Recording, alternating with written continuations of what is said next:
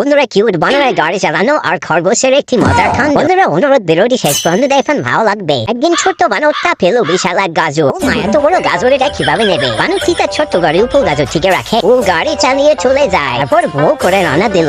মা গো, গাড়িটা উল্টে গেল, বানরটাও পড়ে গেল ধাপাস। এরপর বানরটি উঠে দাঁড়ায় গাড়িটিকেও সোজা বলে, কিন্তু ছোট্ট বানর হাল ছাড়া ছেলে না, সেই গাজরটাকে তুললো, আবার গাড়িতে রাখার চেষ্টাও করলো, কিন্তু আবার ধাপাস। বন্ধুরা এভাবে অনেকক্ষণ সে চেষ্টা করার পর যখন দেখলো যে না, গাড়িতে এই গাজরটিকে রাখা সম্ভব হচ্ছে না, তখন সে সামনে একটি খরগোশকে দেখতে পায়। ও মা, সামনে একটা খরগোশ। বানর ভাবলো এত ঝামেলা না করে খরগোশকে গাজরটা দিয়ে দি। বন্ধুরা খরগোশ তো খুশিতেই খুব মজা করে খাওয়া শুরু করলো। এরপর খরগোশের গাজরটি হওয়া শেষ হয়ে যায়। বানরটা তখন খরগোশের পিঠে চড়ে বসলো।